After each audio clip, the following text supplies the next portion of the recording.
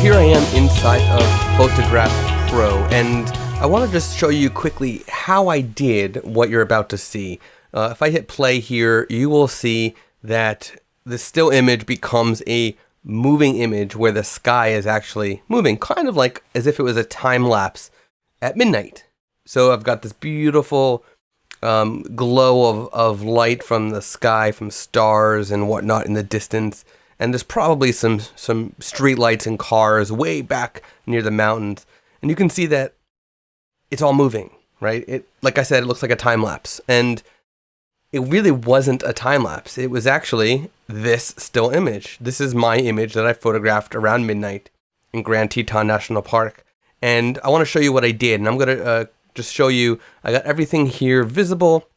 So basically, I'm inside of Plotagraph Pro, and what I did was I went ahead and did some auto masking. So I clicked on area to mask, and I drew this squiggly line of red to mask away. So everything down here was not going to move.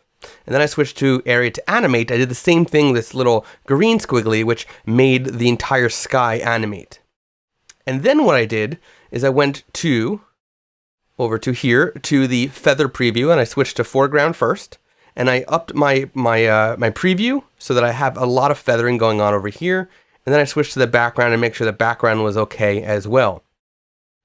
And from there, I went ahead and I added some animation points, and I went up here. I kind of went with the streaks of the clouds you can see up here. Now, when Plotagraph Pro, the longer the lines that you make for the animation points, the faster the animation. So I did a lot of short ones because I don't want it to go too fast. I want it to be this kind of time-lapse look that is nice and slow and gradient in a way. It's very smooth. So I followed the lines of the clouds, and then I did opposite direction. Now you can see here the sort of yellowish orange point is the start and the blue is the end. And over here you can see I'm going a different direction. I'm going up, and again I'm following the clouds. And then over to the right, and then over to the right. And then I added a couple more just for a little bit of effect. And that's all I did. I did not do anything else, right? It's all done. The last thing I did one more thing, was I actually went to the brush, which is over here, and I just zoomed in using this tool over here. And I just used the brush and finally expanded just around the house because I found that it was actually a little bit too close when it came to the movement. The movement was actually moving the house as well. So when all this was done, and this took me about 4 minutes to do. When it was all done, this is what I had in the end. And you can see, it's not a lot of work, and I have a moving photo that I can now export. If I go to File and Export, I can now export it as an MP4 at full highest resolution, make it 42 seconds, and now I've got a nice long 42-second video of this animation. I can also make it a movie, a JPEG sequence, a PNG sequence, and an animated GIF. Now, an animated GIF, it'll look good. It's going to be a very large file. So when I do the GIF, I actually lower it to around 1600 to export. And you can see that I actually have a couple exporting right now. If I go to my exports, you can see I have a bunch that are just exported. I just need to download them and go through with them. One's actually finishing still. But you can see I have, this is the GIF. The GIF is 1600 pixels, is 27.7 megabytes. An MP4 of a different photo I did, which I will show you in a second, is 713.5 megabytes. So they're quite large. They are quite large. Let's go back to projects. I want to show you just the other one. Now, I'm not going to walk through how I did this one because this one took a lot more time because of the rocks in the water, but this is basically the outcome. This is the photo before, and then you'll see the animation in a second.